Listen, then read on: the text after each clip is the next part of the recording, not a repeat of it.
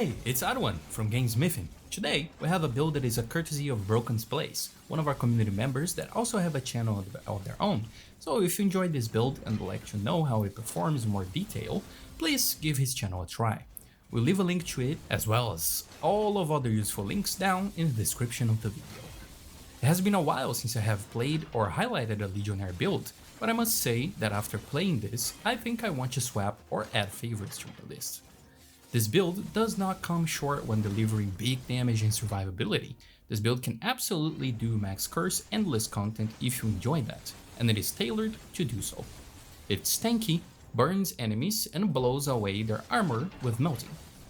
For our offensive skills, we're going to be taking Incinerating Spear, which is a skill that throws a spear the direction we're aiming at, exploding upon contact and dealing massive amounts of base damage plus 380% of the damage of all burning and melting status applied to enemies, instantly getting rid of the stacks. This skill is, in my opinion, just a tiny little bit strong right now because it scales very well. We are also going for Piercing Flames, which is actually a starter skill from his purple weapon. This is our main way of applying burn and melting stacks to synergize with our previous skill. It hits in a cone, dealing damage and applying burn stacks, but the twist is, if you hit 4 or more enemies, we emit a burning wave that applies melting. Another great damage dealer we have going on in this build is Storm of Spears, which is a character-specific skill that throws out huge amounts of spears around us and applies hemorrhage. This ends up being a quite effective defensive skill as well, because in the late game it keeps enemies from coming too close to us so we can focus more on dodging things. And for a last and final damaging skill, this build takes Avalanche, which surprisingly fits very well with the rest of the skills on here. It is a source of slow applied to enemies and it also deals decent damage. The last offensive skill is of course the new Legionnaire Ascension skill, which let us build a big catapult that fires big burning rocks on enemies.